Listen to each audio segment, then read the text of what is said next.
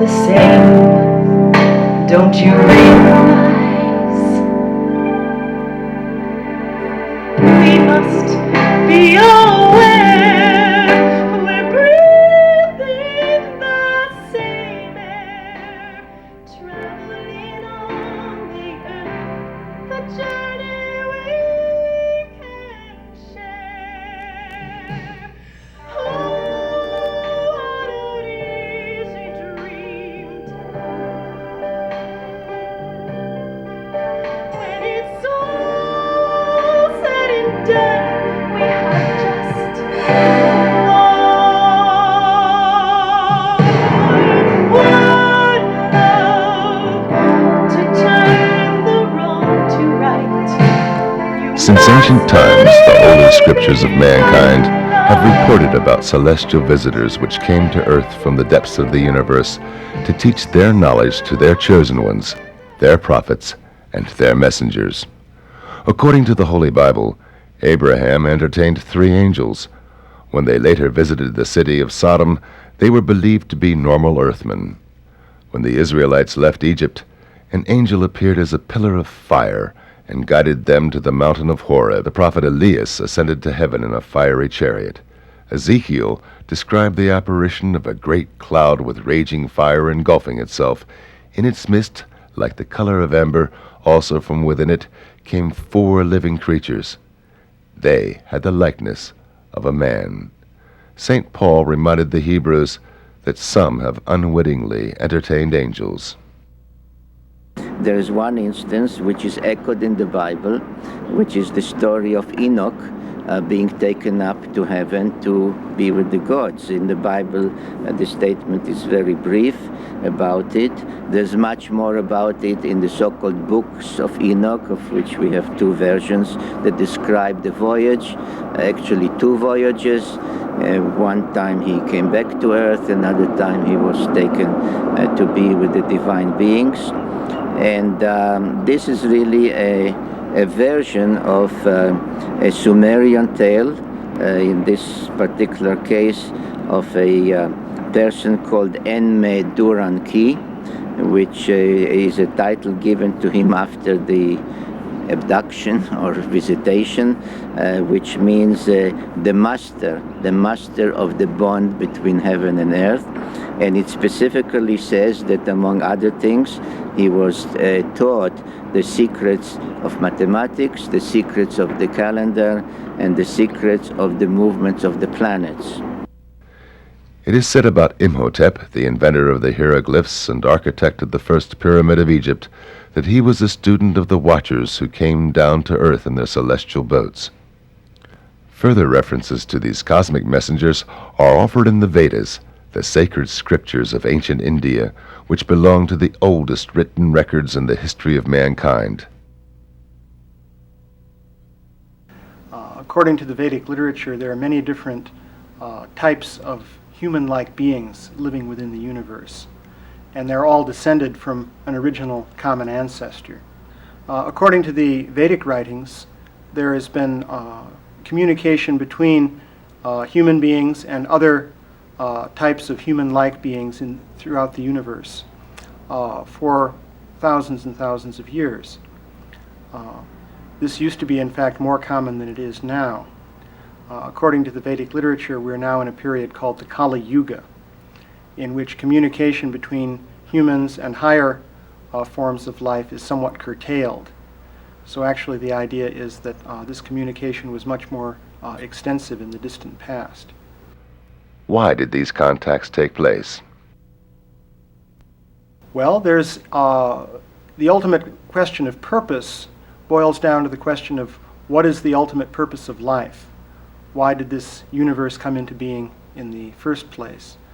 The basic concept that you have in the Vedic literature, starting in the middle basically of the explanation, is that you have living beings who have spirit souls. The soul is the essence of the being, who are in a state of ignorance.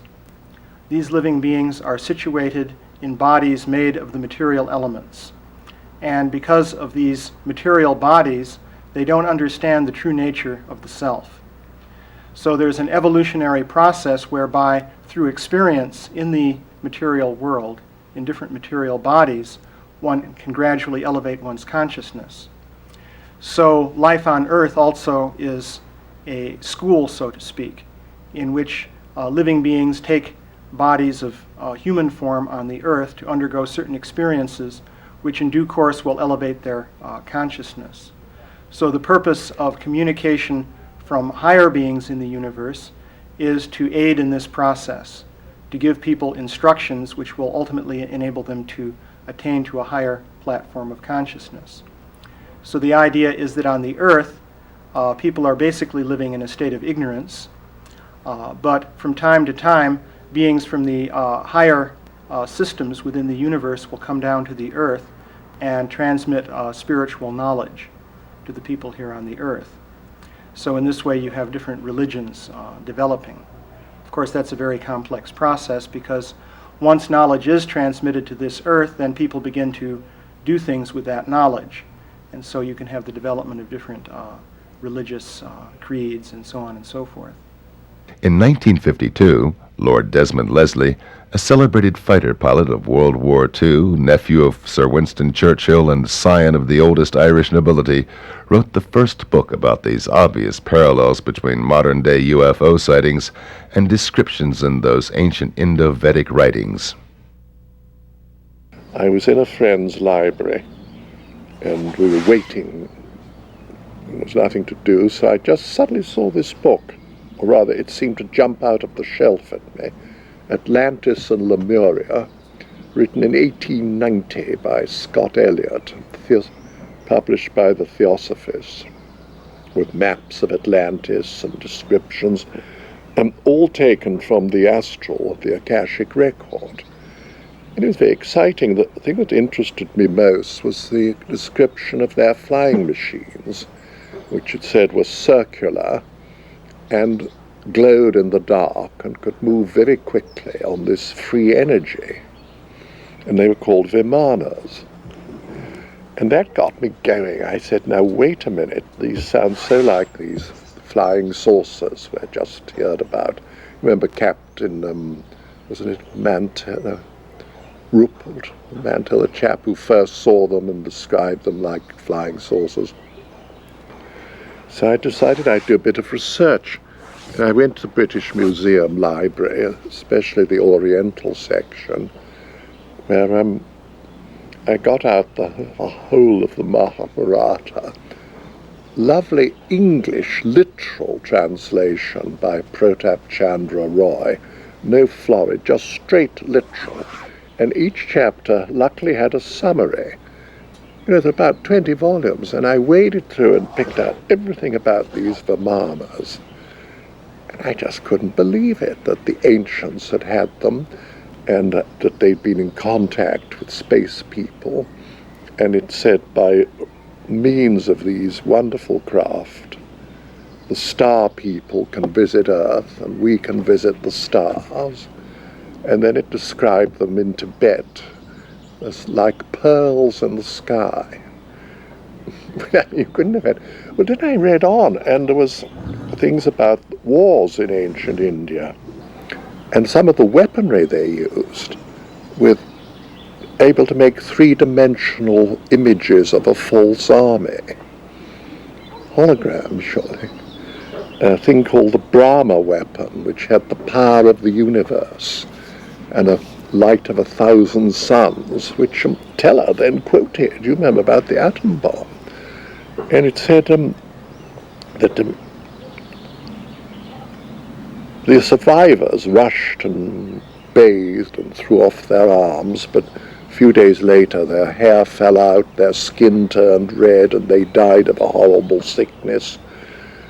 And the army was so burned, they were just like, even the elephants were shadows on the ground. Well, that was Hiroshima, surely. So I said, you know, all this has happened before, whether it was a space war or war among the Atlanteans, I don't know. For one entire year, Lord Desmond searched in old libraries for references to ancient UFOs. Then he completed his book. And then I got from a correspondent in America, Rick Williams, who said a friend of his had had a contact, a landing, and taken these amazing photographs. So I wrote to him and said I'd written this book, and could I see his photos? Well, back they all came with a lovely letter giving me permission to use them. Nothing about any payment or anything like that. These astonishing pictures of Adamski's, which were quite unlike what we thought a UFO should look like. And we had them tested for atmospheric hazing and recession and all, and it came out that they were large objects quite a long way away and not little models close up. And he seemed a very nice fellow. And then he wrote a rather sad little note saying, but I've written an account of this landing and want to publish it. So my then publisher, Werner Laurie, which was headed by Waveney Girvan, said, well, if you use his photos, you're going to kill his book, so what are we going to do? So we sort of looked at the ceiling and bit our nails, and Waveney said, why don't we have a joint publication, your book and then his as the second part? I said, well, that's a marvelous idea. George Adamski, a lecturer on Tibetan philosophy in metaphysical circles, had observed and photographed dozens of UFOs at that time. On November the 20th, 1952, together with 5 witnesses, he drove into the Californian desert to watch for UFOs. After they had a sighting together, he separated from the group and saw a dome-shaped craft. A young man in brown overalls with long blonde hair came out of a ravine and approached him. They started communication in sign language. At the same time, his companions observed the encounter through binoculars and confirmed the contact later in notarized affidavits. Lord Desmond decided to investigate the George Adamski case on site. Well, and I eventually got over to America at a time when you couldn't take any money out of England, 1953, and met this amazing man. And he lived in a little house up on Palomar Mountain with his secretary, Lucy McGuinness, and Alice Wells. They were very hospitable. Making a little money hadn't affected him. And he was an incredible fellow. You know, he would sometimes really annoy you by telling you the most absurd things which you knew weren't true. And at other times he'd come out with such profound wisdom. Are you going to be able to filter this off? And you talked to him, you asked him? I have, more or less on gestures and mental telepathy, as it is known, talk transfer. He does not speak. I mean, they He didn't at the time, but I have met him since, and he does speak very well English as well as in the other language. Did he tell you where he came from? Yes, this time he told me he was from Venus, although I have met men from other planets as well. And you had to sort of dig information out of him. Now, perhaps you remember the first contact. He said he took photos, and they all were burned or didn't come out because of the UFO being so near. I asked him if he had the negatives, and he dug them out, and they were black. But I held them up against the sun, and you could see the UFO. It was there, but it needed a lot of light to see it. He hadn't spotted that. He also hadn't spotted that all the proportions of it were in perfect golden section. A lot of little details like that. Now, I asked the 2 ladies, Lucy and Alice. They said yes, they'd seen him talking to the spaceman, and they'd seen this flash as the UFO took off. And they also earlier, as he described, saw the big mothership. And that was chased away by a lot of American planes. It just took off and went off.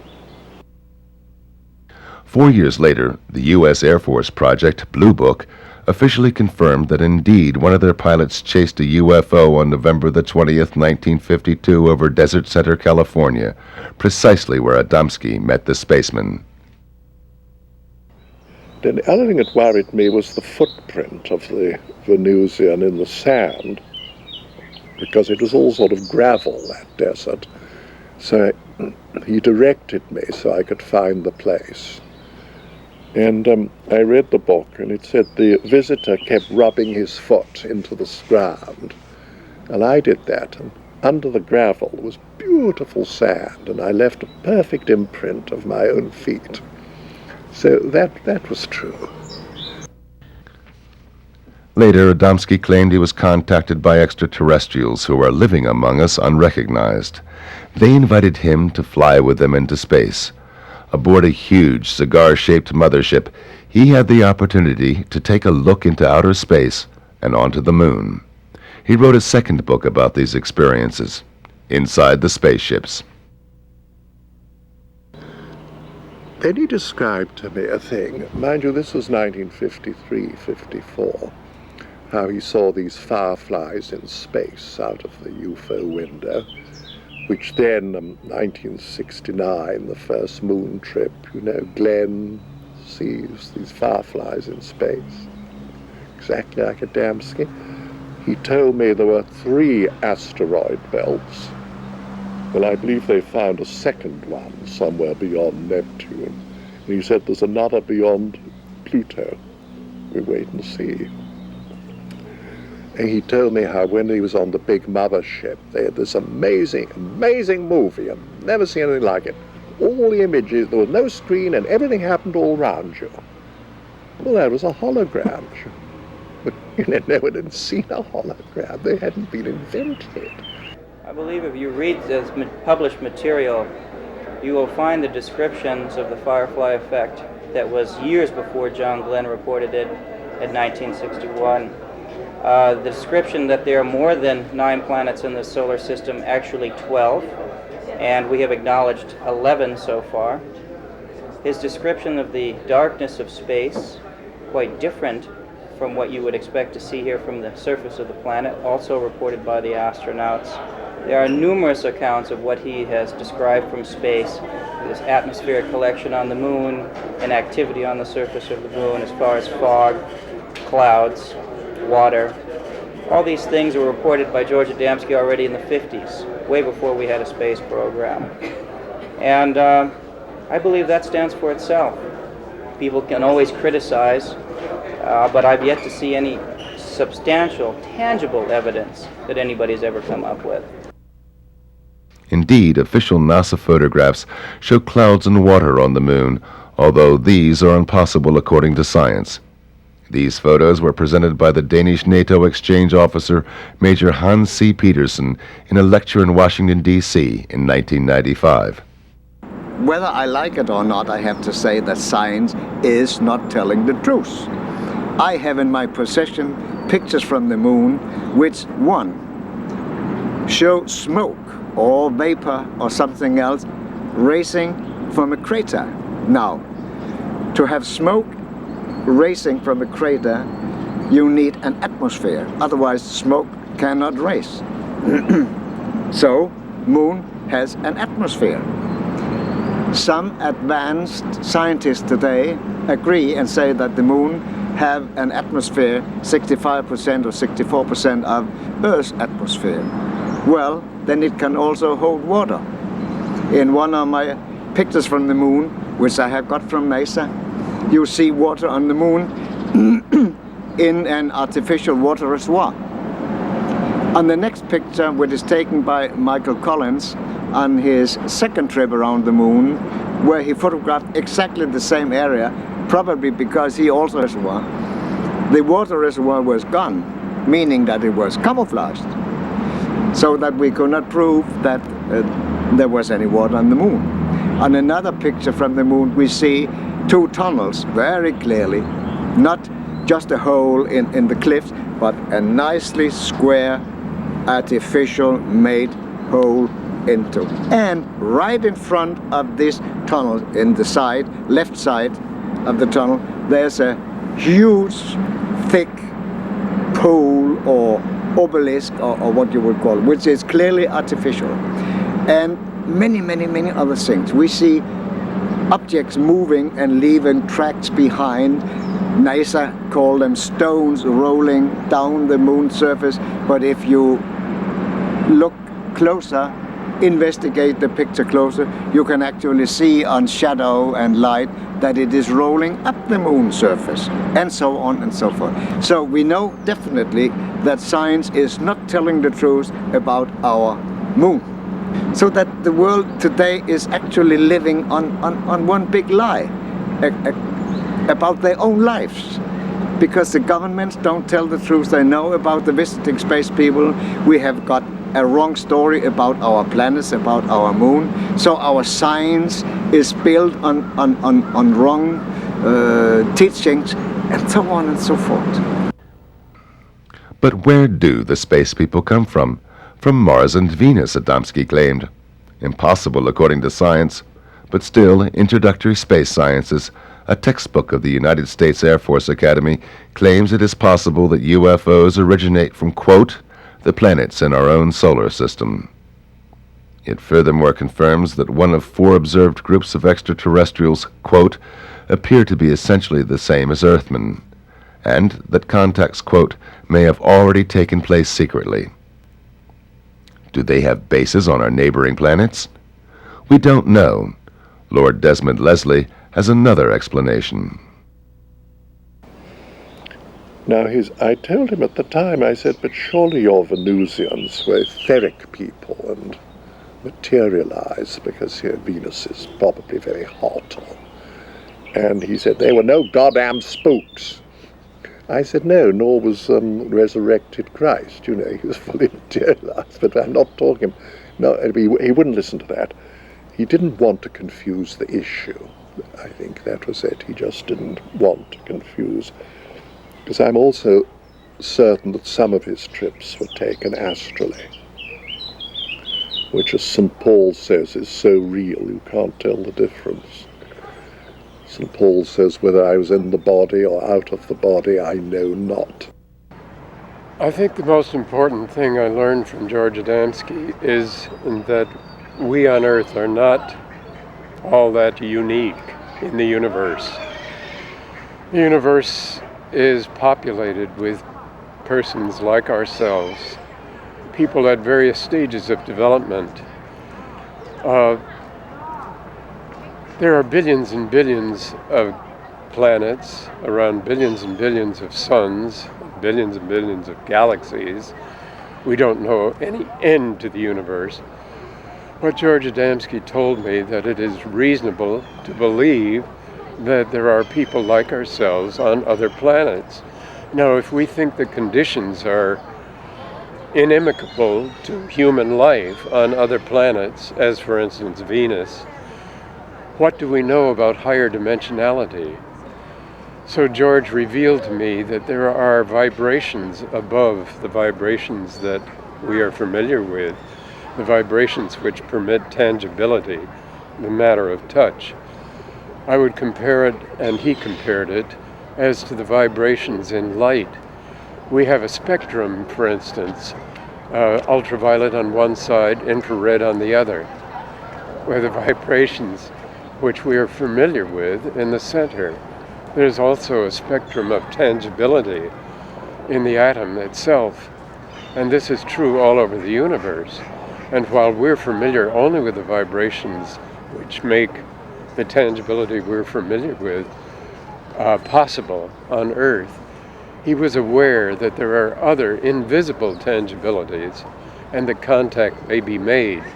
This ties in with the whole religious history of angels, for instance, from other places, of demonic creatures from other places.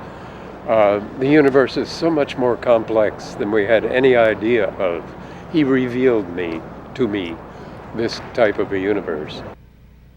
Adamski's books were published worldwide, and shortly afterwards, he established a global network of friends on all continents. One of them was Major Hans Petersen of the Danish Air Force, who, after UFO observations on radar and conversations with American colleagues, became convinced that Earth is indeed visited by extraterrestrials. He organized a lecture for Adamski in Copenhagen and became convinced of the reality of his contacts. He was planning a world trip and he asked me to organize the European part of it. And at that time he came to my country. Now at the day of his arrival, my son Lars and I went to the local airport to meet him. And since I knew the airport well, we went to a point where we could overlook the whole airfield. And it was rather low weather. When the aircraft came out of the clouds, we saw that the flying saucer was just 20 or 30 meters behind it. And as soon as the aircraft was fully clear and ready to land, it went back up into the clouds. When I, 10 minutes later, met George, I said, there was a flying saucer following your aircraft for landing. He said, oh yes, the boys always follow me. And this he proved later on his trip through Europe. And we arranged a hotel for him in the outskirts at a small town which had a harbor. And we knew that nobody could disturb him because nobody would know that he would be staying there. When they came late afternoon or mid-afternoon and checked in, the receptionist said that there had been a young man calling for him. Everybody wondered, but George, he just smiled. Now he said, I would like to rest a little bit so you can come and pick me up again at 6 o'clock for this round trip. So they did. In this old-fashioned hotel, like in many other old-fashioned hotels, there were double doors to the rooms, one opening to the outside and one opening to the inside. So there's a space between the two doors. When the group came to pick up George, there was a ladder laying between the two doors. And on the front side you could read the word Adamski. So he opened the ladder and inside was a message saying, Adamski, do not go to Finland this time, trouble for you, and signed with 6 words. He phoned me and said, I don't feel well of going to Finland because I got this warning. And I persuaded him to wait because it could be somebody who trying to make some fun out of it. Next morning early he called me again and he said, I met a spaceman this morning, man from Venus, and he handed me a small parcel which he asked me to develop to the Pope in Rome. So I will definitely not go to Finland and I'll also not go to Germany. So please make arrangements. And I did. Meanwhile, our group in Copenhagen was a bit skeptical that a spaceman had been around in their environment. So they went to the harbor where there was an old fisherman who used to fish very early in the morning, and they found him and asked him if he had been fishing this morning, and he said yes, he had. And they asked him if anything special had happened, if he had talked to anybody, something like that. He said, no. Oh yes, he said, I talked to a funny American guy, but then there was a young man calling for him, so he left and I saw they were talking together. He came to London, he'd been to Rome lecturing, and he'd been on a European lecture tour where he met the Queen of Holland, and there was a frightful row and the students tried to disrupt it. And his lectures were run by Lou Zinstag, the niece of Carl Jung, lovely lady, with Tim Good, you know, who's written a lot of very serious books. Well, after his Roman visit, he just stayed with us for a few days to relax, and I kept the press away, and we took our little boat out on the Thames, and while we were there, he brought out some money, and among it was what looked like a little gold coin. And he just casually said, that's a bit of gold no one's ever going to get off me. I said, why, it's very nice. He said, look at it. It was a little medal of Pope John, who at that time was dying, John the 23rd. And he said, I saw him in Rome. He gave me this. I said, George, please. Nobody sees the Pope. He's dying. Tell me you've bicycled round the rings of Saturn. I'll probably believe you. But I don't think you saw the Pope. He said, well, I did. And he gave me this. And I gave him a sealed packet from the space people. He sat up in bed, and I gave him this package. He said, oh, that's what I've been waiting and praying for. I said, what was in the package? He said, I don't know. The space people gave it to me. It was sealed. I wasn't going to ask questions. But he said, that man isn't going to die. He looks so fit and well. And then the next day, I think it was a Sunday, the news came, Pope was dead. And George said, the bastards, they've murdered him. Well, they hadn't, because this is another interesting bit of evidence. Years later, the Pope's doctor told the story of Pope John's last days, how he had this form of cancer where in the last few days you have a false reprieve. And you suddenly look very young and well, and you feel marvelous, and then, boom. Well, that's when George saw him. But nobody knew that for many years. So then I said to Lou Zinstag, who was tell me, Lou, what really happened? He didn't see Pope John. She said, well, all I know is we went to the Vatican, we went to the St. Peter's Square at George's insistence, and he suddenly pointed, said, that's my man. And there was a priest with red here. I said, well, that's probably Bishop or Monsignor, somebody rather important. And he said they embraced like old friends, and they went off through the private entrance on the left, not the public. And I said, well, that's amazing. Then what? And she said, well, an hour later, he came out jumping up and down like a schoolboy, saying, hooray, I've seen him, I've seen the Pope, I gave him the best. And Zeus said, if that man was an actor, he's the best actor I've ever seen. I've never seen anyone so radiantly happy. Now, interesting thing, he was with us several days before he mentioned it. You know, if it was a load of bull, he'd have probably said, look what the Pope gave me, I've seen the Pope, here's a medal. You know, not at all, he kept rather quiet about it. It just sort of came out. So I thought, well, I'm going to do one more test. I was at school with Basil Hume, now Cardinal Hume, in the same dormitory, and I even put Eno's fruit salts in his pot one night, and it fizzled when he peed. Anyway, we were good friends. And I asked him, I said, listen, Basil, this little gold medal of Pope John the 23rd, where can you buy it? Can you? Oh, no, not at all. You can't buy those, only the Pope will give you those. I told him Adamski'd got one. He said, well, he must have done something very special to get one of those. And you know, Papa Pacelli, Pius XII, had a contact in the Vatican gardens. He said he met two angels, well, okay, Venusians, and they told him there was a wonderful future ahead for our world. George Adamski's meetings with the Pope and the Queen of Holland were not his only encounters with the mighty ones of this earth. He visited the United Nations several times.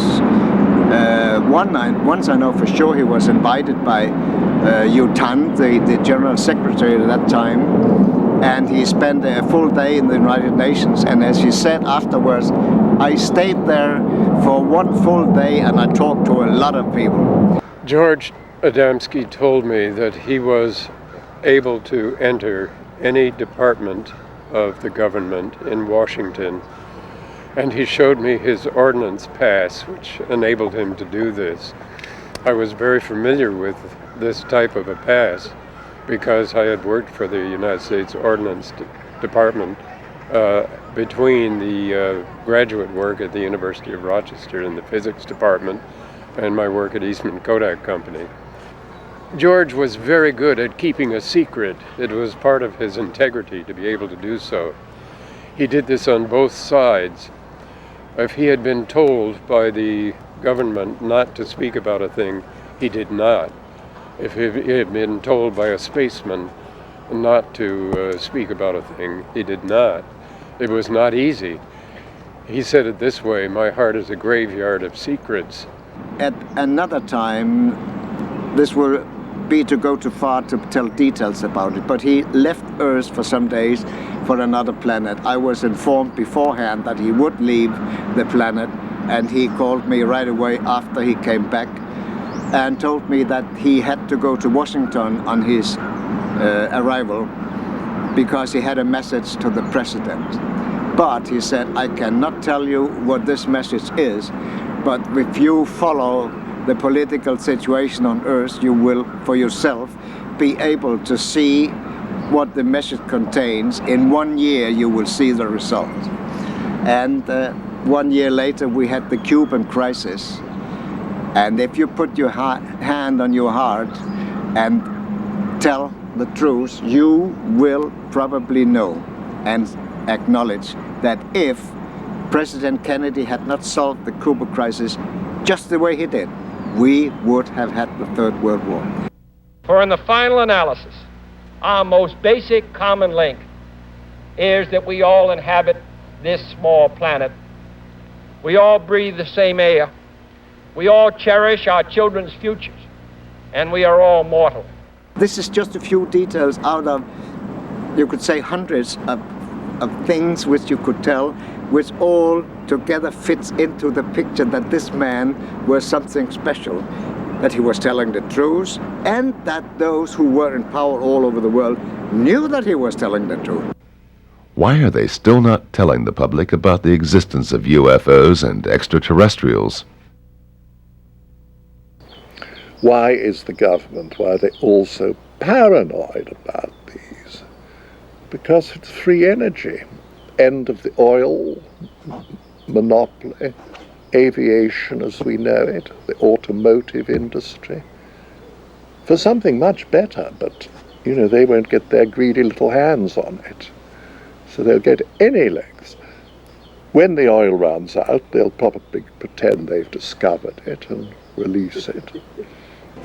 We have a great deal to lose, both politically and economically, by the type of acknowledging that the fact that they're here. They propulse their craft by electromagnetic energy. This is free energy. It radiates from every planetary body, and it costs nothing. Free energy, you wouldn't have to pay your light bills, gasoline for your cars, any of this, etc., etc. And we as a society, we as a world, function on the consumption of petroleum. We literally, if we stopped using petroleum, the whole world economic system would cease to exist. The type of chaos that would result, the people who control the power have no intention of letting that go. That's one of the reasons. There's also religious reasons as well, because some religions teach that there's nothing up there. And when they have to start acknowledging the fact that life is a universal manifestation, then we have to rethink some of the statements we have. And we're very rigid in our minds. We don't want to acknowledge anything different or change. I think you can see that in the political climate here in the United States today. Glenn Steckling, a U.S. airline pilot, controls the heritage of the UFO contactee today. The son of German immigrants, became a witness of UFO sightings and encounters in his childhood, as did many others in Adamski's vicinity. My experiences with George Adamski began in 1963 when my parents and I met him and later spent time with him both in Madeline Rotifer's house in Silver Springs, Maryland, and also he spent time with us in our house in Alexandria, Virginia. That was due to an experience that we had in Washington where we sighted a dome-shaped, bell-shaped craft, and due to that sighting, we got in contact with Mr. Adamski and then met him, and subsequently spent the last 2 years of his life, whenever he was on the East Coast, together with him.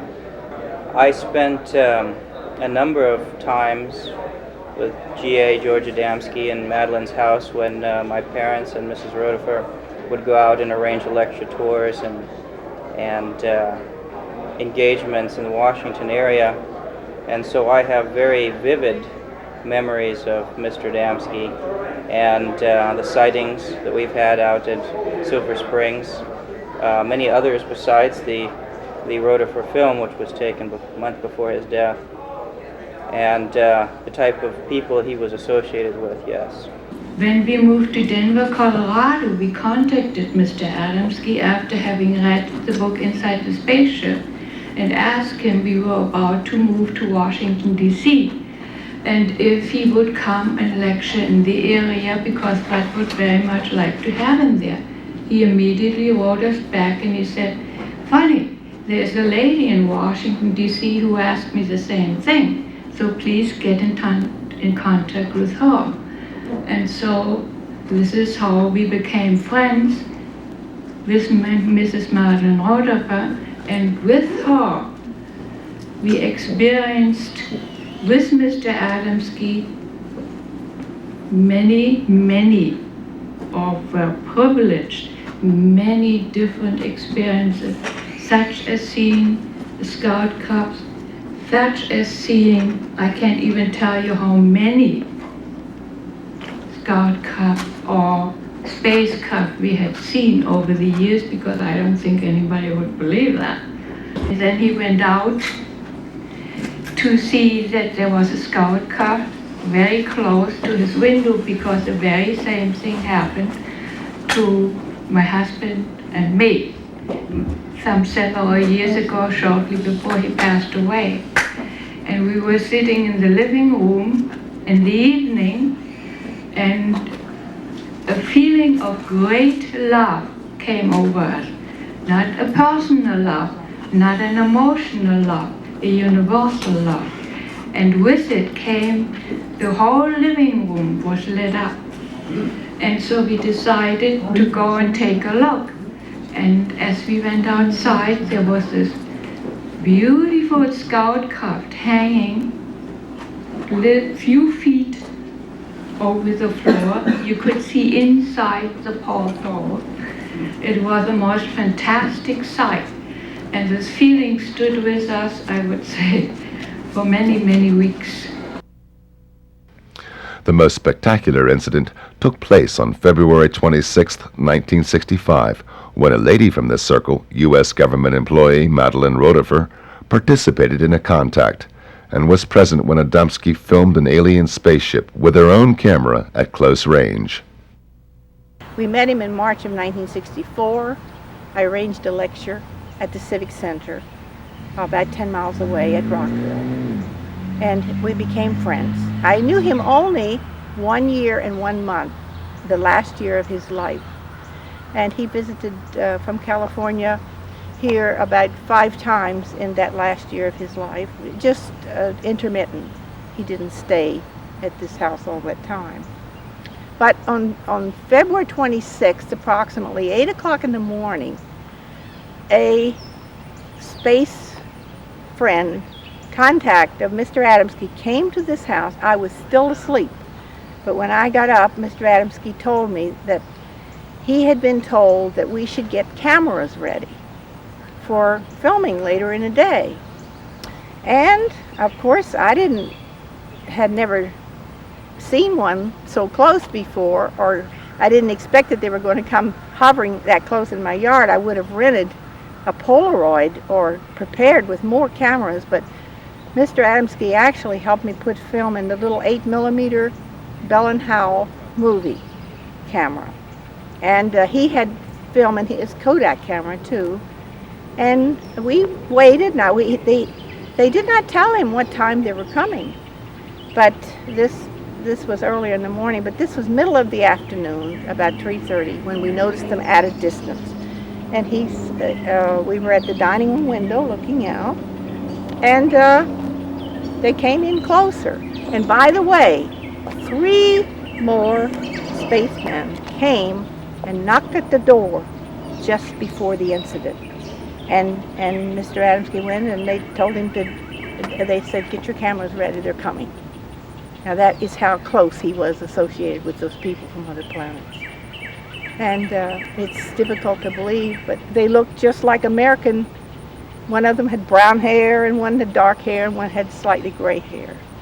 And they parked in a car, I believe it was an Oldsmobile, but I don't know the year, down here at the street when they came, and then the spaceship came. And we went outside, but I had a broken leg. I had fallen the month before in my living room, and I was in a walking cast. And but I was able to walk around, but with a little limping difficulties, but I did get around. And but when we came out on the porch up here and started to film, he told me to film and he was going to film. I said, George, I can't do this. I'm too wobbly. And I had not had the camera but 2 months. My husband had given it to me for Christmas just 2 months before. So I handed him, he said, okay, I'll do it. So I gave him my camera and he laid his down and we filmed it he filmed it then. I started, but I wasn't sure of myself and I didn't want to miss it. So I gave the camera to him and he finished filming it. But I was, clumping around in the background and able to walk, of course, without too much difficulty with this cast on. But they only stayed about approximately 10 minutes. They did not land. They did not get out of the spacecraft, but there were glimpses of people through the round windows. And they maneuvered, they came in here. It was a low humming and a low swishing sound. And they came in, when they got close here, they came in very slowly. And it was round, and there were 3 of these, well, about this size, I guess, these landing gears underneath, and they were going like this, retracting in and out. And they told George later it was for stabilization. If they'd put all of them out, they would have had to land. And they kept one retracted all the time, and the other 2 were going in and out. But anyway, low swishing, low humming sound. And it wasn't real loud, but there was definitely a motor sound accompanied with it. And it was a brilliant royal, between a royal and a purple and blue in color. It was a beautiful blue, and deeper blue than this. And it was round, and as it moved, it looked crooked, and on the film it shows this slight distortion, and it looked, lopsided and so on. But they were moving and putting on this performance for Mr. Adamski to back up, his efforts to get the world leaders to tell the truth about the visitors from other planets. They were demonstrating, they wanted him to capture this on film, their abilities to do certain maneuvers. And they wanted him to have this proof to show the people of the world, because our world governments have better film and they haven't shared any of them with us. And they wanted Mr. Adamski to have this piece of film to show, to the audiences when he was speaking, how they do these certain maneuvers. They did this on purpose. William Sherwood, an optical physicist of Eastman Kodak, known as the father of photoelectric testing used in the optical industry ever since, analyzed the rotifer film in the Eastman Kodak laboratories in Rochester, New York. I analyzed the film frame by frame. There were 182 frames. We made enlargements of the frames. We looked for such things as double exposure, all the telltale things that you find when there's trick photography. We found out all we could about the circumstances under which the pictures were made, the distance from the camera to the object, the size of the size of the image. We didn't know the size of the object, but we derived the size of the object from a knowledge of the size of the image, the focal length of the camera, and the distance at which it was photographed. I could tell by the branch of the tree where the object hovered just where it was photographed. I went to Madeline's house. I paced off the distance. I knew exactly what the parameters were. I derived a value of 27 feet for the size of the object. I remember just how well this formula worked out. It's a triangular formula. The focal length of the camera was 9 millimeters. The distance was 90 feet. The size of the image was 2.7 millimeters. Therefore, the size of the object had to be 27 feet. You'll find this in Timothy Good's book. There were other factors. We brought them all to bear. There were instruments we used, which we had available in the laboratories at Eastman Kodak Company. These included densitometers, photometers, projection devices of all sorts, electronic devices, everything that you could name that you could use, telephotometers, and so on. The electron microscope, I believe, was used by a man at Kodak Park. Everything pointed to the conclusion that the objects in the film were true objects, unknown objects, not model objects, and that it was taken by Madeline exactly as she told us it was. People with experience, to call upon the experience of those who had concentrated on the photographic film and reproducing pictures meant more than anything else. It is not just my opinion, it's the opinion of all of the experts. One of these experts was Colonel Coleman von Kivitsky, founder of the Audiovisual Division of the Royal Hungarian General Staff, who worked as a film expert for the United Nations during the 1960s.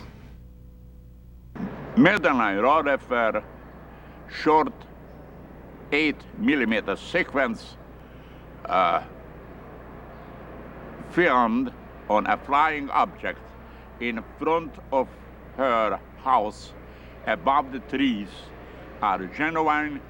I was personally on the location and I verified the distance where the UFOs were flying and all the necessary environmental circumstances which excluded any kind of faking this movie film sequence. Madeline Rodefer was a medical secretary or a nurse at the United States Government Air Force. Madeline Rodefer presented a movie film at the Air Force. I think so that was the Project Blue Book. When that would be fake, I don't believe that an employee of the government would show a fake movie film to the really high authorities of the United States Air Force and the Project Blue Book, where are real professional people, and expert on the motion picture film and especially on the amateur film. Bob Oechsler, a robotics engineer and former mission specialist of the NASA Goddard Space Flight Center in Greenbelt, Maryland, is also convinced of the Rodefer film's authenticity. He believes the flight pattern indicates an energy field which enables the disk to maneuver independently of terrestrial gravitation.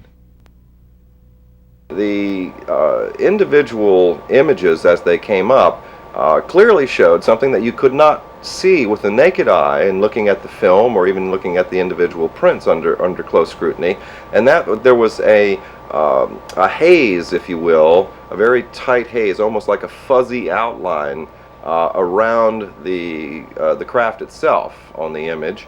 Now, this, of course, compared to the trees that are visible in the film, which were crystal clear and very well in focus. In other words, you have a very sharp contrast. You immediately might be concerned about the possibility of capabilities of double exposure, which is, of course, very difficult to do with film. However, in this particular case, we found it very, very intriguing that the craft itself had very, very sharp contrasting edges along where the porthole areas are and around the top of the cab. But especially in the bottom portion of the craft, we began to see that there was light emitting from the craft, but this was not a light such as a glow, like a reflection you'd get if somebody was projecting a light onto an object. This was rather interesting because it tended to suggest that there was some form of energy associated with the vehicle itself that was actually causing this sort of a red glow in the undercarriage area. But that, along with the glow that we were getting, the sort of a haze, a very, very distinct fine haze around and very, very close to the craft itself through the images, suggested that there was an actual radiation effect. Almost, I guess you could liken it to a mirage effect. People are fairly familiar with when you ride down the highway during the summer and you look across and you can see the heat rising, and it tends to distort images that were behind the mirage. Well, this is very similar to the effect that we saw on this object, suggesting several things. One, that you were actually looking at a three-dimensional object as something that was superimposed onto the film. That again suggested credibility with regard to the film, and secondly, it suggested that there was technology associated with it. This was not just you know, a trash can lid or something that was just casually thrown up in the air while filming was going on. So began to become much more encouraged with what I was seeing.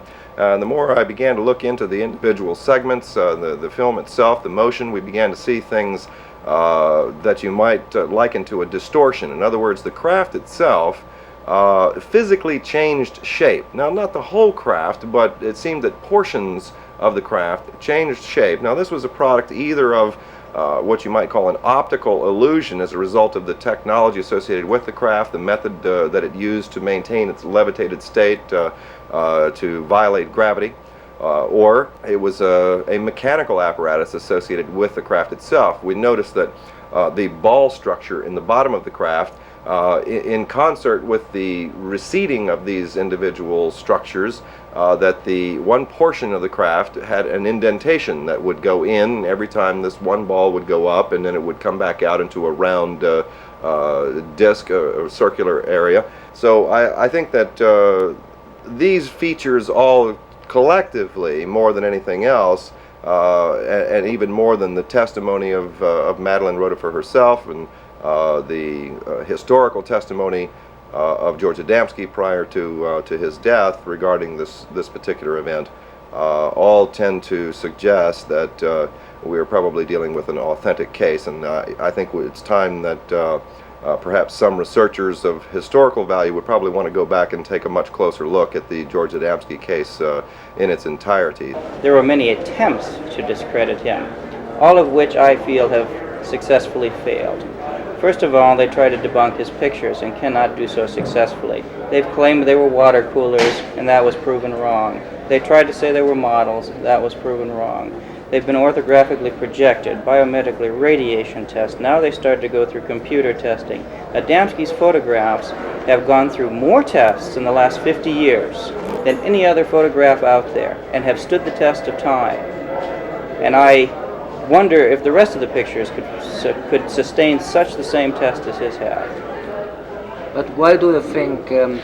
But why do they still question the reality of his experiences? Discrediting him and his message. Adamski stood for things which are not so popular in today's UFO movement. First of all, he did not believe in psychism or mysticism in this field.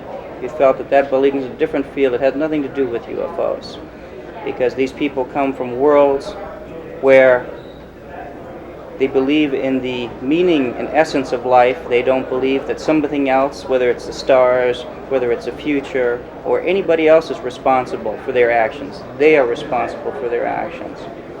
And so this type of information is what people tend to attack on Adamski. And he was not attacked by the officials as vehemently as he is by the rest of the people in the UFO field, because they feel threatened by the type of information he gave them.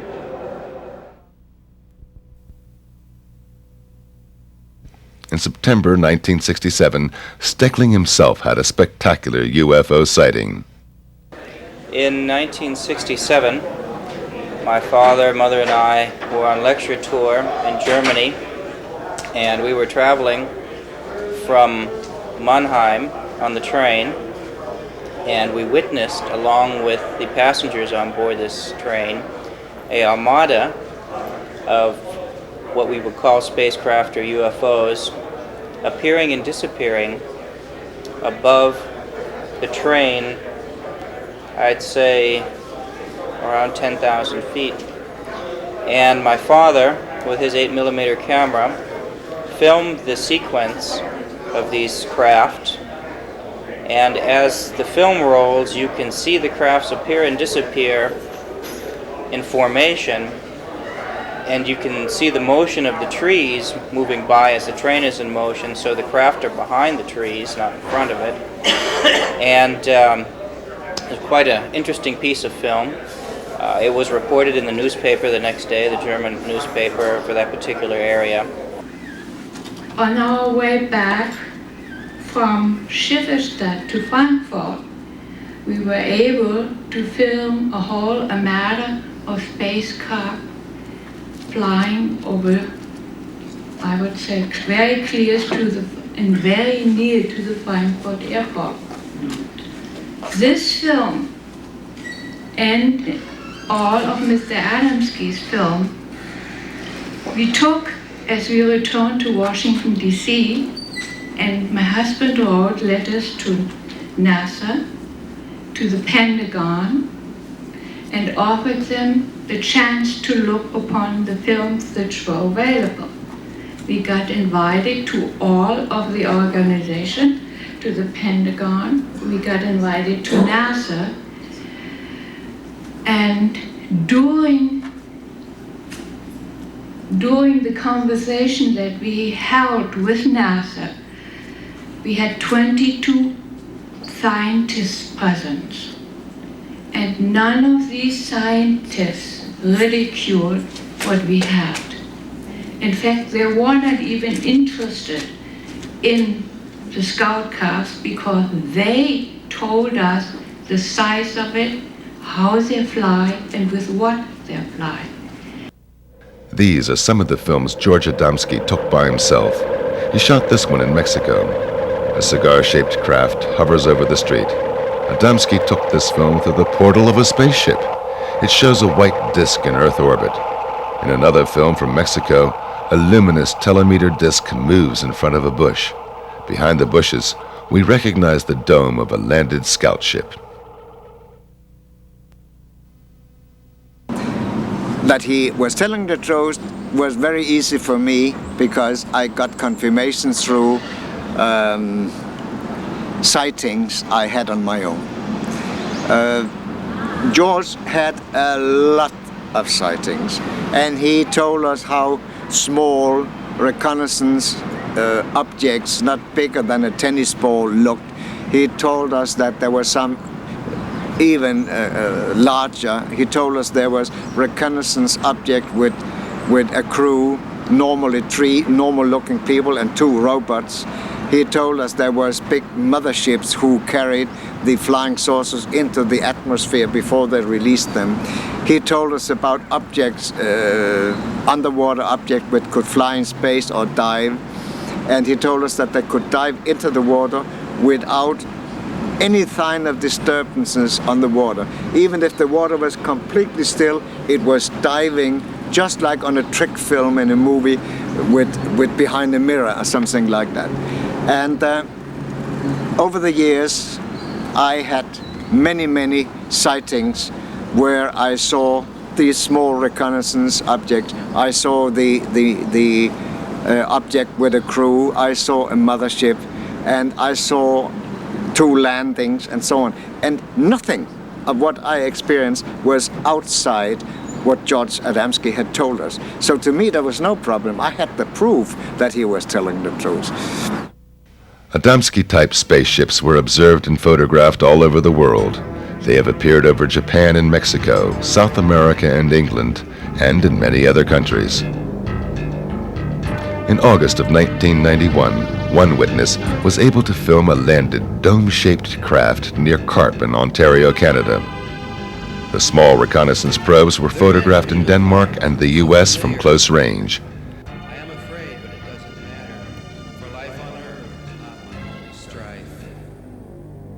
In the south of England, Stephen Alexander filmed a telemeter ball flying over a cornfield in 1990.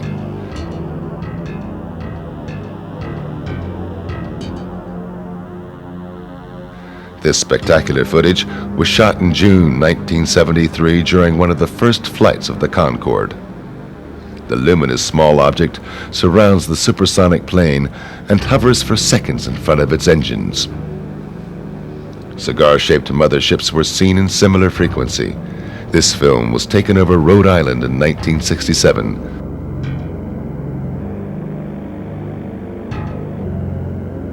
This photo was taken over Texas in the same year, or over Lake Onega in Russia in 1978. These films were shot in 1980 over Hagen in the Ruhr area of Germany.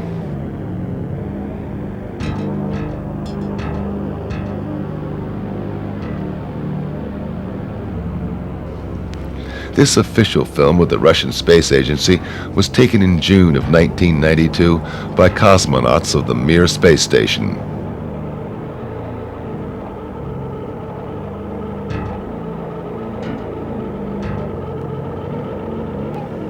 An identical object was photographed in June 1966 by U.S. astronaut McDivitt aboard Gemini 4. Hundreds of witnesses saw this cigar-shaped craft in April 1990 over Krasnodar in Russia.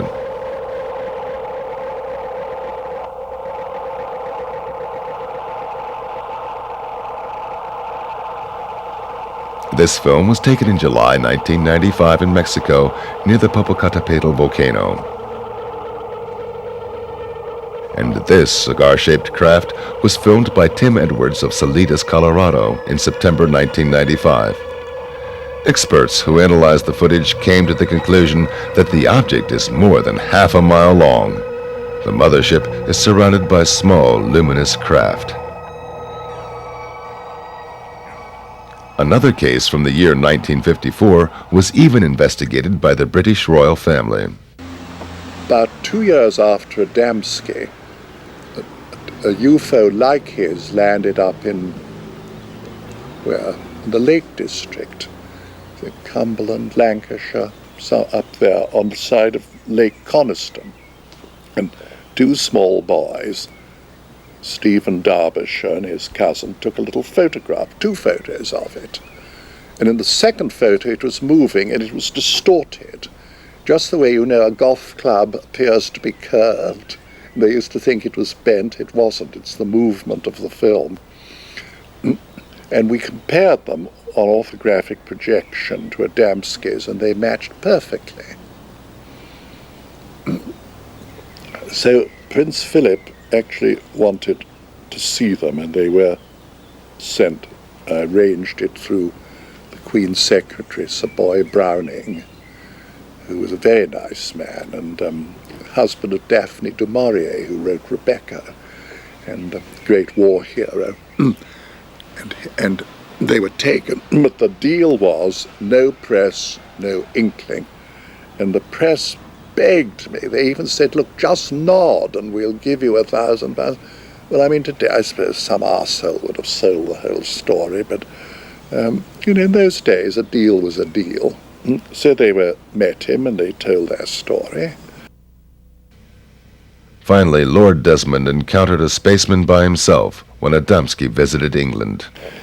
He was going to lecture in Bath, and again he was staying with us. This was an earlier visit, not the one with the Pope, it was earlier.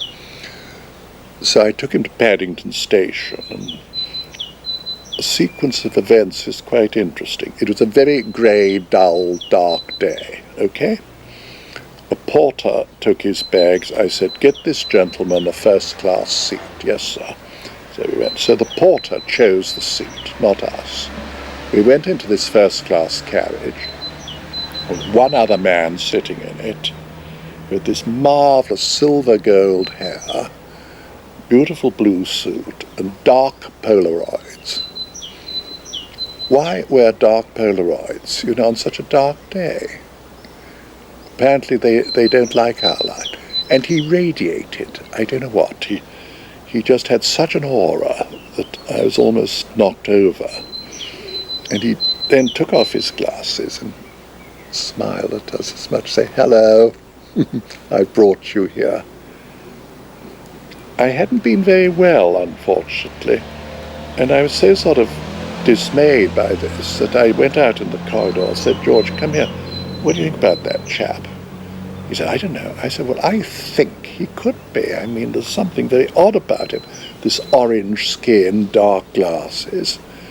Anyway, I'm just making it up. So then the whistle blew and the train went. Well, I wish I'd stayed aboard, because they'd no sooner got talking than he revealed himself with the secret handshake. And he said he was working as a scientist in England, pretending to be one. At that time is 1963, when he was here, he had told us that there were quite some living in Europe, and he said there were 15 living in the Scandinavian area. And some stayed for a longer time, some stayed for shorter times. They came and they went and so on and so forth. Now, in the later years, we have found out that they are rather active in the Swedish area. And 2 days ago, I had a lecture in a society inside the United Nations called SEAT. And a week before I left, the space people working in Sweden sent me a elementary message to give to the United Nations and to the world leaders via one of the contactees in Sweden. So they are around, they are active, but in many, many cases people don't know that they are there because, as I said before, they look just like we do. They fit into our society, they even work in our society. They are interested in and concerned in our development as a race, as a society, and the type of behaviors that we display, what we are doing to our planet, the destruction of the only place we have right now. We're not unlike they can go to different places. They're very concerned with that, and they bring a message of peace and understanding, purpose of life. It has nothing to do with fear, it has nothing to do with manipulation of the mind, nor the taking over of the world and this planet. I can assure you they have societies and much better places to live. They certainly wouldn't need this place. They've been coming amongst us for thousands of years, and we as a civilization are not very receptive to peaceful ideas. We tend to be very aggressive, whether we burn people at the stakes, or whether we discredit them for their ideas, or blatantly shoot and execute people. I would be very hesitant. I would be very cautious coming to this world because we're not very stable. And so they have decided to walk amongst us more in a Peace Corps type of situation and then help individuals or individual bodies with the type of information they bring. On April the 23rd, 1965, George Adamski passed away after a heart attack. He was buried in the Arlington National Cemetery in Washington, D.C., close to the grave of President John F. Kennedy. But in the hearts of his friends and followers, he is unforgotten to this day. They are convinced he was not just an ordinary person, but a man with a mission. The last thing he showed me, before he left, and that was the last time I saw him, he pulled up his thing and showed me his navel. He didn't have one. He had a starburst incised in his belly, the depth of my finger, cut into the flesh, deep, deep, deep channels. I said, how the hell did you get that? He said, I don't know, I was born with it, I've always had it. I said, well, who are you, George? He said, well, I don't know, but you see, I cannot remember anything before I was 4 years old, when my parents, who were Polish immigrants, came to America. And they told me, while they were waiting on the docks for the ship, with a little boy of 4, George Adamski, a mysterious man just came up and took him away. A few minutes later brought him back again, but he was a different child. George was a person who was always receptive to this type of thought and the type of message that they brought. He already spoke of it in the 30s. He had a number of sightings already before the telescopic shots that he took in the late 40s. And why not George? You can say that of anyone. Why him and not the next one? And then why not the next one and not him? It was him, and I'm sure that they examined him by looking at his thinking and his reactions, and if he would be a good person to bring this forward. He was genuine. You could feel truth and genuine friendship. He was friendly, and he was not an actor of any kind, he just wasn't. He was sincere and honest, and you could feel the honesty and the warmth from him. And he was enthusiastic and very happy about this film, because this would help to silence some of the critics. And he was very happy about the film, and he definitely and he had a sense of humor. He definitely had a sense of humor. Otherwise, he wouldn't have been able to withstood all that barrage of questions from some people for hours and hours on end. And sometimes they got a little argumentative too. But he definitely said, no, none of this. He said, I'm telling you the facts, and I'm sharing them with you. And he says, it's up to you to believe it or not. But he said, it is important that the people of Earth know that these people are here, and they've been coming for hundreds and thousands of years. But now, because we're about to go into space, that's what they told him, and also that we're having difficulty with atmosphere here on Earth because of pollution that would continually get worse. And remember, this was 1965, and it has occurred too. We have many problems, as you all know, with thick and thicker pollution. George Adamski was not the only contactee. Shortly after he went public, others followed and claimed that they had similar experiences. Some of them were charlatans and cultists who spread messages of salvation and tried to deceive the gullible with cheap fake films or discredited the true contactees. But others had genuine experiences. The American rocket technician Daniel Fry claimed he witnessed a UFO landing near the White Sands Proving Grounds in New Mexico. He was invited aboard and received a message for mankind.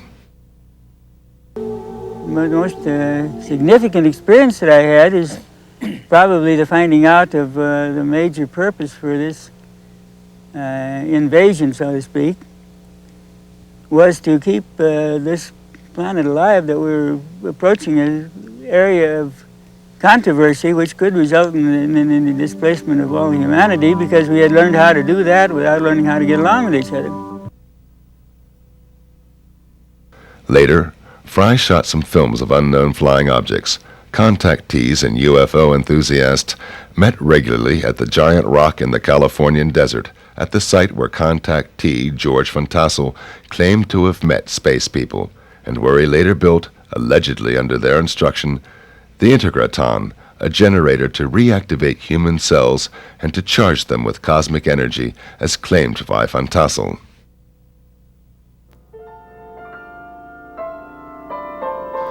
One of the early contactees who spoke regularly on the giant rock conventions was Howard Menger. Menger presented what many UFO enthusiasts had long waited for: physical evidence and a message of deepness and beauty.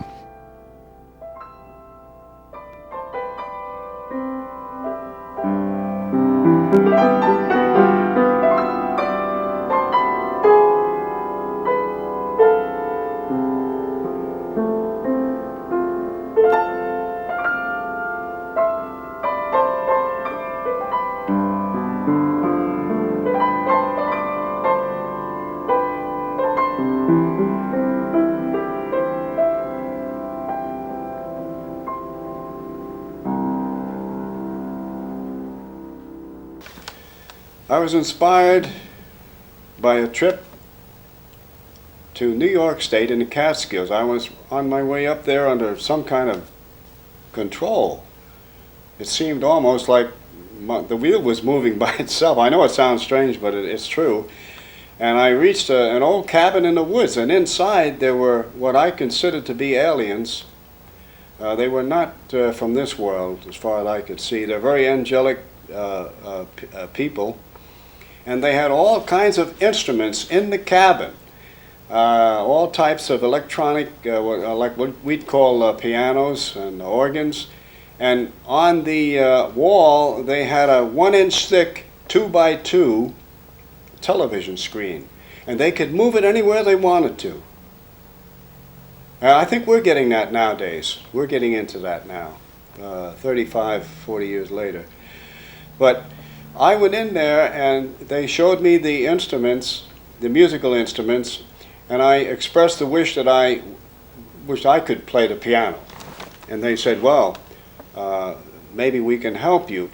I don't know what they did, but I could sit down after that visit to the cabin, after meeting these wonderful people, and I could play anything by ear. I think it all began when I was very young, approximately 10 years old, in the early 30s, when I went up into the woods, as I often did, and saw a beautiful lady on a rock with a stream going by. And I was really surprised, because first I thought it was one of the farm people, because there were farms nearby. But this woman wasn't dressed in a farm outfit. She was dressed in beautiful, flowing gown. And she had long blonde hair and gold-colored eyes. And she seemed to be waiting for me, as though she knew I'd be there. And when she spoke in perfect English and a beautiful voice. And I was only 10 years old, but I want to tell you, this was quite an experience. She was like an angel, like talking to an angel. And she seemed to know all about me.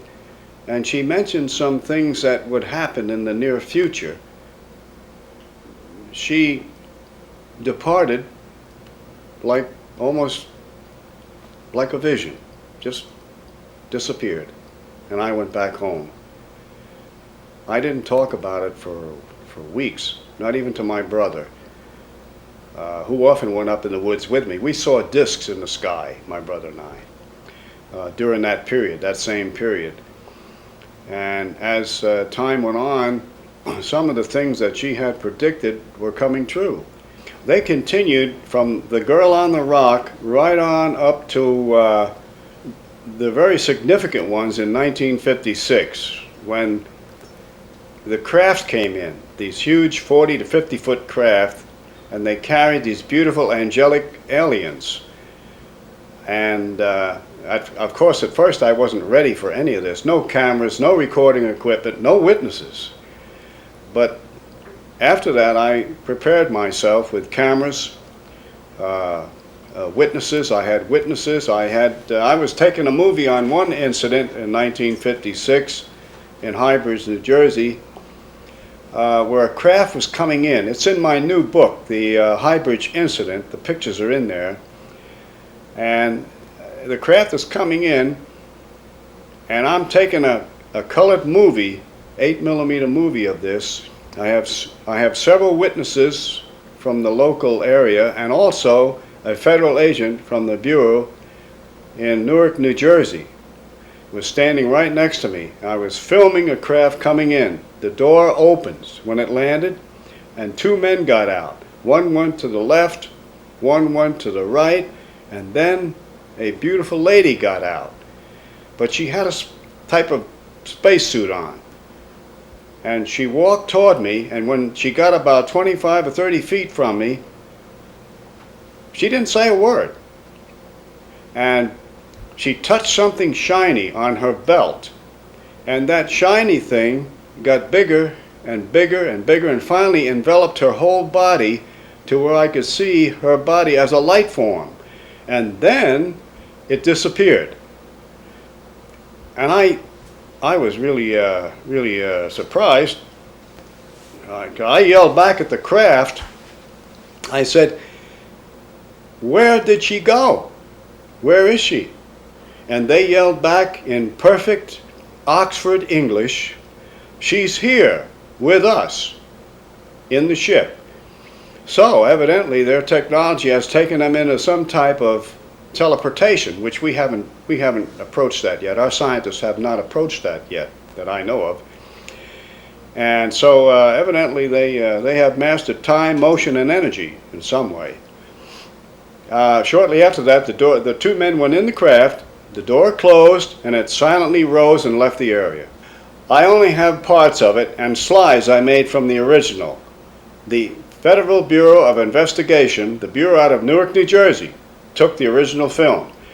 As you know, there is a definite government cover-up for 3 reasons: political, religious, and scientific, and for national security. Indeed, Menger had hundreds of eyewitnesses at that time.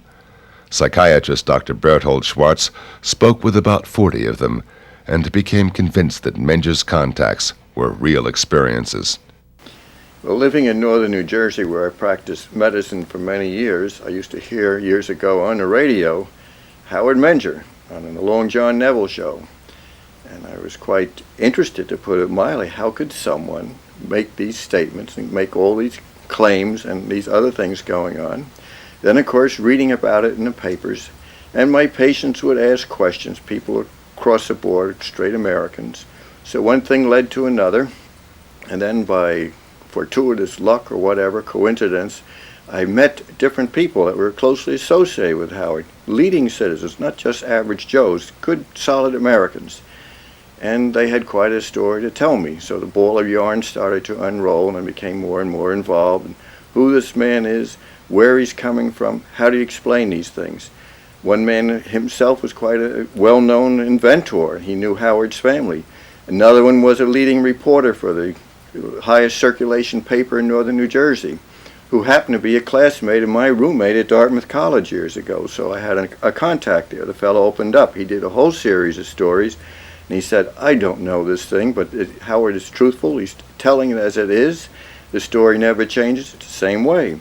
And in that town of Washington, New Jersey, I interviewed this high school principal. At that time, I interviewed a blind lady, but a very refined woman of some note locally. And she told me quite a story with another teacher, a physician. Oh gosh, you name it. Another fellow lived in the south part where they have all the hunting, and he kept on the moon potatoes that Howard had, so-called, the specimen he picked up wherever he was, out in space, who knows. But these people swore by him. They told some extraordinary stories. What did those eyewitnesses see? What did they describe? Well, I remember once, of course, the craft or whatever they are, the lights in the sky and the landings in the field, the great sociological, psychosocial significance of thousands of people present. And again, through synchronicity or luck, I had this patient whose father happened to be in the state police of New Jersey, so they wouldn't, as a physician, they're usually most courteous to me, occupationally perhaps. I went in and they opened the door and they said, "We cannot explain this, we do not understand it, but yes, this is on the level, these strange things happen." And matter of fact, you couldn't shut them up, they had to go on and on. So, quite a story.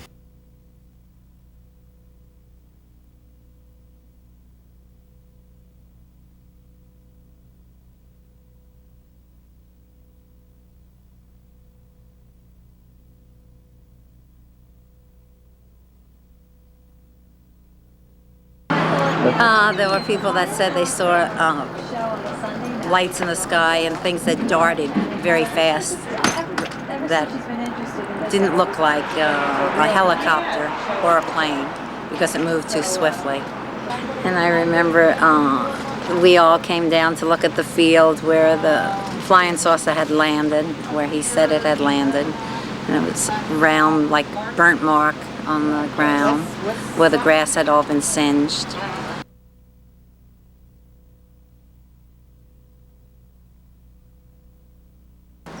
And in the 1950s, a young high school boy came to me and said this man was taking them up in the wood and showing them lights that glowed. And he told them the lights came from flying saucers, from men who were landing regularly in a place called High Bridge, New Jersey. It's about 10 miles from here, from Washington, where we are now. And I knew this young boy, and I prevailed upon him to tell me more about it. I was interested as a newspaper man, and he told me who the man was, and it was Howard Menger. At that time, Howard Menger was a sign painter in a sign painting shop just about 2 blocks from this house, up around the corner. And I knew Howard, knew his wife, knew his children, knew his family, and as a reporter, I thought I had to find out more about this. So I got a hold of a couple of friends of mine from the state police, and we went to visit Howard, and he said, oh yeah, they're up there, and he showed us some photographs he had made of flying saucers, and he asked us if we would like to meet these people from outer space, and of course we said yes. So he took us up to a field up on top of the mountain and said they'd be there about 11 o'clock at night, and we just had to wait. And needless to say, we waited and waited, and nobody ever showed up. Howard later told me, he said, one of those guys that was with you was carrying a gun. He said, Howard, all those guys were carrying guns. They're all state policemen.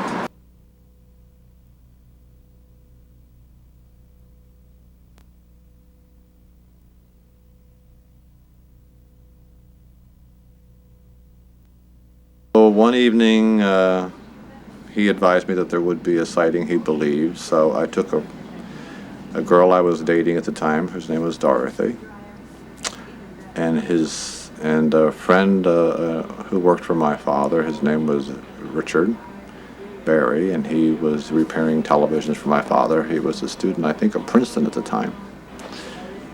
I couldn't drive, I didn't have a license at the time. So Richard drove Dorothy and myself down there, and we met at Howard's house, sat in his kitchen, had cocoa, as I recall, and he said, let's go up into the woods and we'll see if, he said, I think the ships are here. So we did. And it was Howard, his wife Rose, his sister-in-law Mary, who I think was single at the time, myself, Dorothy, and Mr. Barry. So, and we broke up into groups. Howard and 2 of the women went one way, and myself and Mr. Barry and Dorothy went another way, and we walked down this wood trail, and we did see these pulsating lights in a ravine, kind of hovering on the ground, and these were believed to be he said they were scout ships, and they seemed to be translucent, like you could see through them, and they seemed to have brighter cores inside, like a light bulb would do, or a vacuum tube would do, and they would change colors. They'd be pink, and then they'd be green, and then they'd be white, and whatever, and they just kind of seemed to hover over the ground. One of them did seem to put out a little light, which kind of went round us, I think, and then went back in again. And we were awestruck. There's no doubt about that. Remember, I'm 16 years old and never saw anything like this in my life, and quite believed everything that we saw was, in fact, out of this world. So we went back down to his house, and he said, I think one of the alien people trust this group, and they're going to make themselves visible. So we went out and stood in his backyard in a lawn area, and it goes up to a hillside. It was in meadows. And within a short period of time, Howard says, look, here comes one now. And there was this kind of ghosty apparition of a human figure, which kind of floated across the meadow. I remember he kind of went over a fence, kind of just floated over a barbed wire fence, and came near to us, but not that near that you could distinguish any features. I'm talking maybe several hundred feet. And then he faded away back into the woodland. And that was it. And we went back to the house, and we were just like, whoa. Greatest thing that ever was. Another incident I recall vividly, Augie Roberts, the photographer who was documented so much of this from the early days forward, was once at Howard's house, where Howard was, just after a whole series of exciting events out in the field with the craft landing, whatever the thing was. And Howard was alone in the house. Augie knew that. And yet Howard was carrying on a conversation with another voice. Now, unless Howard is the world's greatest ventriloquist, which to my knowledge he isn't, Augie said, "What is going on here?" One of the curious who wanted to see firsthand what was behind Menger's contacts was the young journalist Constance Michels. She was so fascinated by the young contactee that she fell in love and married Howard Menger in 1958. Shortly after that, she had her own first UFO encounter. I have never seen a landed disc, but one evening shortly after we were married, we were coming home from grocery shopping, and as we came up on the hill on the farm, we parked the car against the fence, and there was a big luminous pearl-like spherical shape right above the trees over the next field. And Howard stopped. He said, "Look." And I said, "Oh, wait, I've got to get my camera." And by the time I got to the station wagon, turn around and get the camera, it was gone. That was one of the times. When we were on our honeymoon in Las Vegas, we saw the same pearl-like iridescent globular disc. And one more time, which this really gets me, but it was it was on our farm, and we were there. Our attorney was with us, and we had heard that some people at White House, they were having a game, and they had seen discs flying over the stadium.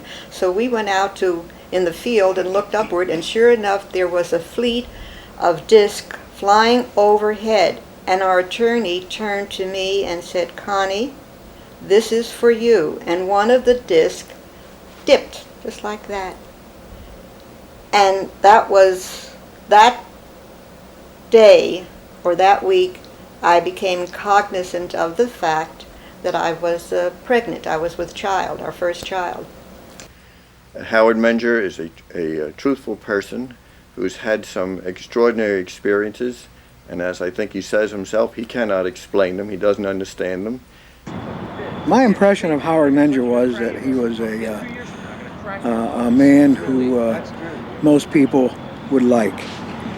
He was quiet, he was calm, he appeared to be a very thoughtful man. He would seldom give out with a fast answer. He would consider his words and his answers to every question you would ask him. He was a kind man. He was a kind of a person that you'd like to have as a neighbor.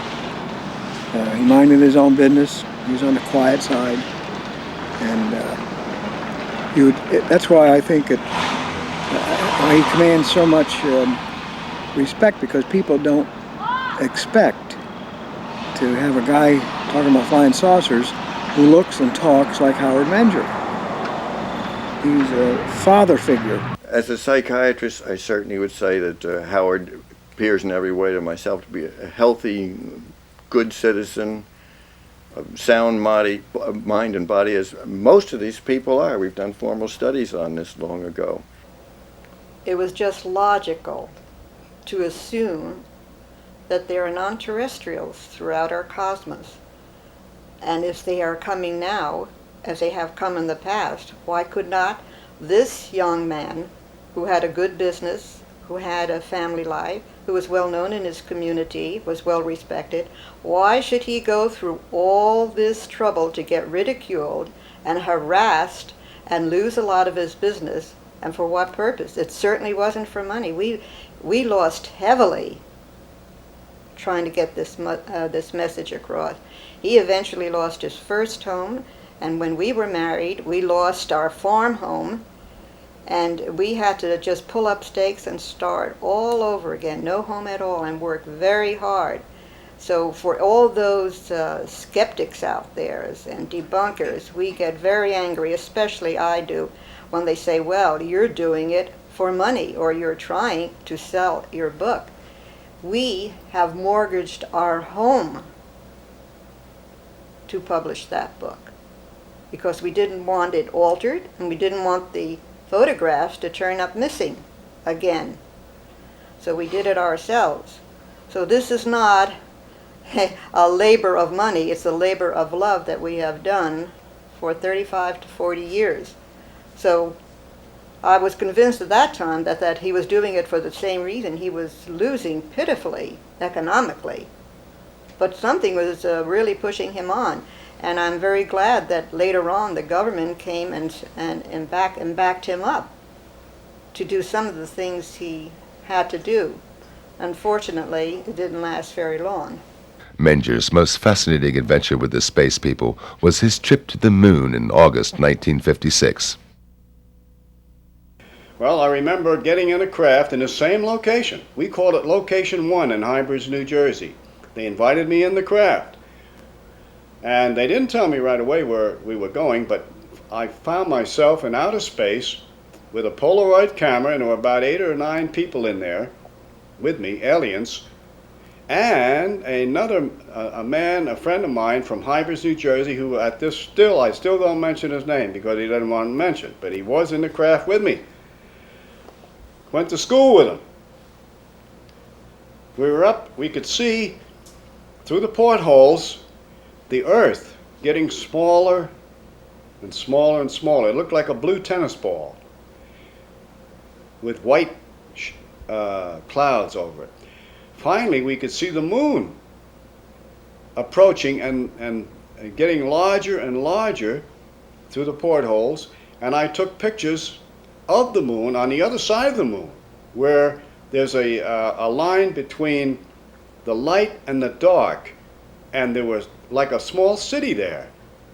And our government knows all of this. They know it all, but they're keeping it from the public. Time is very difficult when you're flying in these aircraft. For instance, there's something I did notice on the moon trip. I thought it took 10 days. But when I come back, I didn't have to shave. So that's less than 8 hours. So there's something here in their technology about time. They're time travelers. As far as I know, their technology is so advanced we may never even have left the planet in a craft.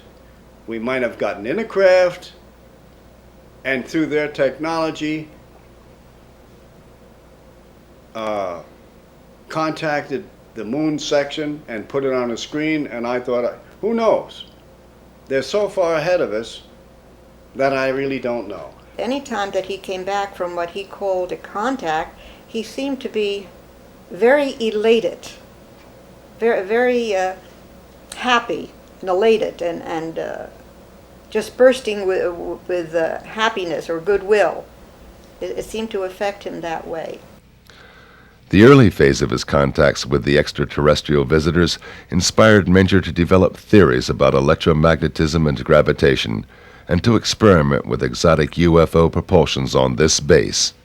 So what happens in my theory is that the electromagnetic field surrounds the disk, cuts off the cosmic particles coming in, so that gravity, which is a push, my theory, is no longer a push in this area, because it rises. Allowing it to rise, it cancels out the push that I call gravity. That's my own explanation. Now, whether it's true or not, you know what? I don't really know. But on that theory, I did get a craft off the ground. 1951 was when things really happened, because I built an anti-gravitic electrodynamic propulsion 4-foot radio-controlled craft, which looked like a flying saucer, and I flew it quite a bit around Hybridge, New Jersey, and one time in the afternoon it got away. My controls, I lost control of it, the radio control, and it went up about 500 feet and then went west, and I was pushing buttons like mad, and it just didn't respond. It got away. And there goes approximately, today's dollars, $60,000. Now, in those days, money, a dollar was a dollar. And it took me 2 or 3 years, a period of that time, to come up saving that kind of money and buying the parts to build a craft like that. But it was successful because 2 weeks later, FBI agents came out of Newark, New Jersey, to my shop in Washington, New Jersey. I had a machine shop and sign shop there. And they said, Howard Menger? I said, yes. They said, well, we want to tell you that your craft crashed, and they showed me the pieces, on the Ohio-Pennsylvania border, which is several hundred miles from High Bridge, New Jersey. So that, and it crashed. I don't know whether it hit a tree or what happened. And they traced me from the parts. I bought these parts in electronic shops and hardware stores on Route 22 in New Jersey. And they went to these stores and traced it down. And they're very good at this. And they came right to my shop and said, stop, don't do it again. Keep quiet. You will be visited by some representatives from the Pentagon. They are interested in the propulsion system. So, by the time in the late 50s, they kept coming back in this and that. Now, I didn't put a lot in the book about this because they said not to. But in the 60s, they didn't have a contract, as you spoke of, but they did sponsor me to go to Colorado Springs and actually build, in cooperation with 80 other scientists, engineers, and all types of men who knew what they were doing, build a between 40, 50-foot craft, and it flew successfully. And we were shushed up, none of us could talk, and it was a wonderful experience. All paid for by the government. I have a picture of a Mercedes-Benz that the government paid for me to travel back and forth, Colorado Springs and High Bridge, New Jersey. The deal with the government had its price. Manger had to leave the UFO movement completely. Yes, they did silence me. I silenced voluntarily, because of national security, which was their biggest reason, and being a patriotic citizen and a veteran of the United States Army intelligence back in World War II, yes, I did keep quiet for security reasons. Because in those days, the Soviet Union was at odds with us. They were our enemies. And they didn't want this technology or any of this out for fear that it would get in the wrong hands and used against us. For a time there, we had to give it up entirely, any contacts with UFOs and Howard was gone so much of the time. He was involved with the government, which it's very difficult for the family. I want to tell you, when you're dealing in intelligence work, it's very difficult for wife and family because your husband can't tell you exactly what he's doing or where he's going or when and if he's coming back. And that's all left up to conjecture, and it gets to be very uncomfortable at times. And however, that was resolved eventually, and Howard decided to give it all up and just devote his time to me and to the children and to his work until such times it would be more appropriate for us to talk about his experiences and our experiences together. But his life, his thinking, still was overshadowed by his experiences with the space people. They even influenced the life of his children, Heidi and Eric. Deeply. Yeah, the philosophy was probably the best thing they gave me anyway. I think it's given me a good open-mindedness and a good stable foundation. That's probably the best thing, if anything, that they gave us. It gave me the niche to my music because I'm a musician and I went through all types of music from Baroque, opera, jazz, modern music, and the only way I really found the way I wanted to go was through the faith that I have in it. It was really from the core of our family that I got that faith. You're dealing with a human being who's had an extraordinary experience and is bursting with knowledge and wants to tell all that he knows, but sometimes cannot. And it leaks out over the years, and persistent questioning and going over the events very carefully, trying to remember the what I call parables that the non-terrestrials told him, trying to figure it out ourselves, what they meant, what the knowledge was, and realizing that it was we who had to do the searching and find out what it all meant, that we were not going to be given a textbook for aliens. We had to figure it out ourselves.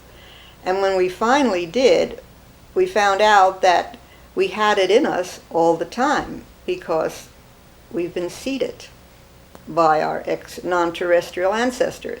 So it was there. It just had to be probed, which means that we didn't lead an average, normal, everyday life. Although we did this to maintain family, our minds were always probing and always interested in reaching into that exciting field of non-terrestrials and what it really meant to us as humankind, because there's more to us than one can ever imagine. When the space people ended their contact with Menger in 1958, they left many unanswered questions. Well, they left. The original angelic people that I talked with years ago in the 50s, in the 30s, A Girl on a Rock, and then the 50s, and the many trips in the craft, they said that they would be back in 2012. That they go in cycles, but I believe that they are time travelers, and that they have bases on Venus, Mars, and many other planets.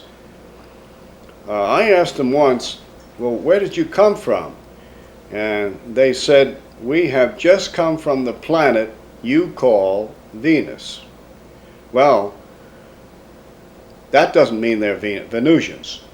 They're travelers. They might have a base there. When our astronauts went to the moon and they came back, they were not moon men. They traveled there and back. They were Earth people. So who is to say where they come from? The one thing I'm sure is, almost sure, they don't come from this planet.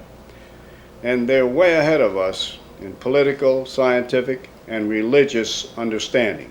I asked them, why are you here? Well, are you here to heal people or solve all our problems and blah, blah, all this? He said, no, it is against our universal laws to interfere in any civilization which we descend upon.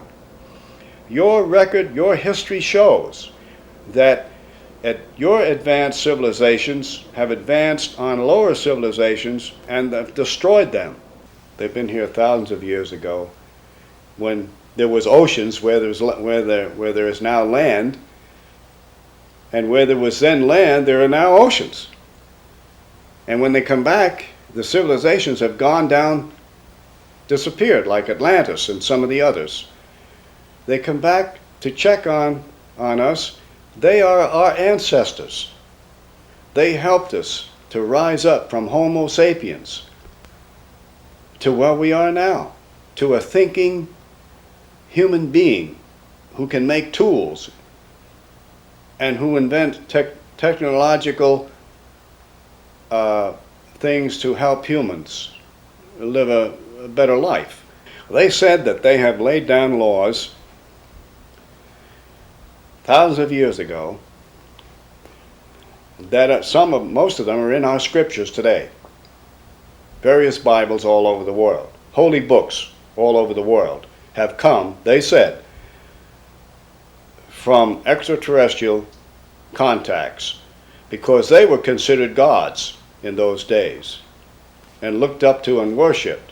We even made statues that looked like them. And so they said, all we have to do is read our scriptures, live the life it recommends in the scriptures. All the Bibles all over the world said, thou shalt not kill, don't kill. Don't covet your neighbor's wife, don't do that. Love thy neighbor, do that. Moses, Buddha, Jesus, all said all of these things. They were contacted. by these aliens, angelic beings also. Connie Manger believes that there is a strategy behind the proceeding of the extraterrestrials, a program to educate us step by step.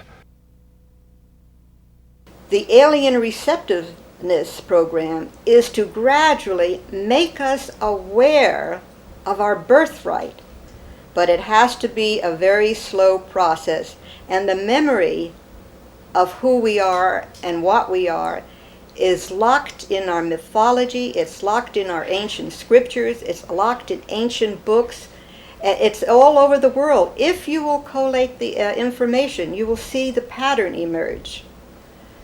However, we have to go very slowly because the memory of that has been obliterated from most of humankind. And as a matter of fact, we may have been a quarantined planet for a long stretch of time. And now that we are being monitored again, and some of the brain cells that they so graciously gave us are beginning to expand, and they are beginning to recognize, at least a lot of us are beginning to recognize, we belong to a galactic family. Now what is our purpose?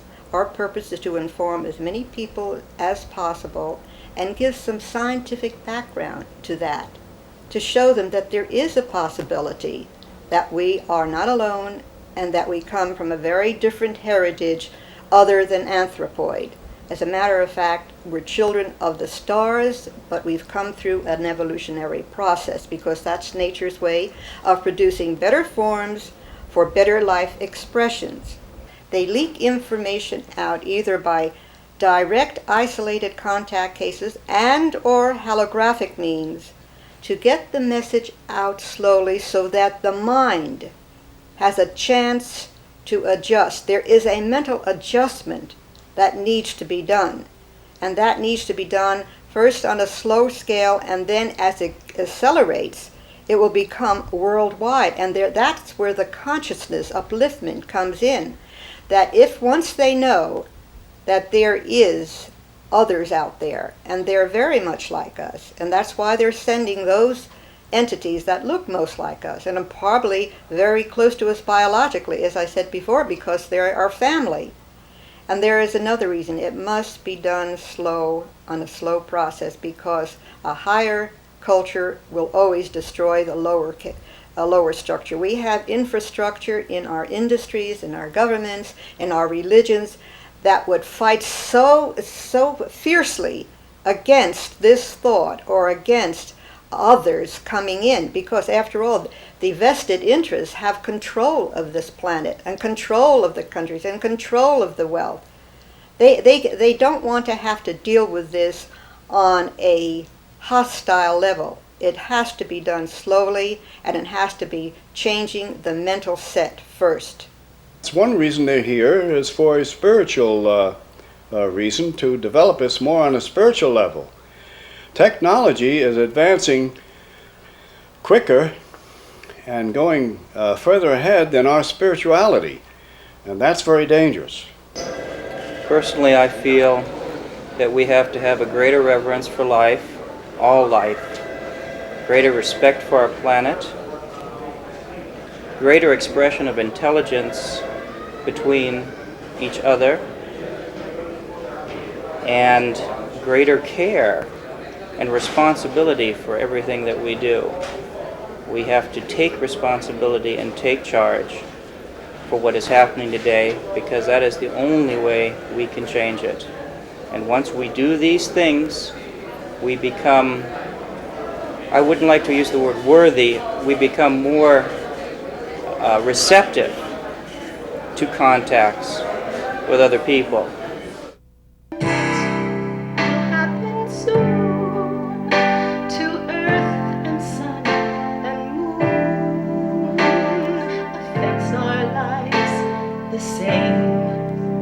Don't you realize?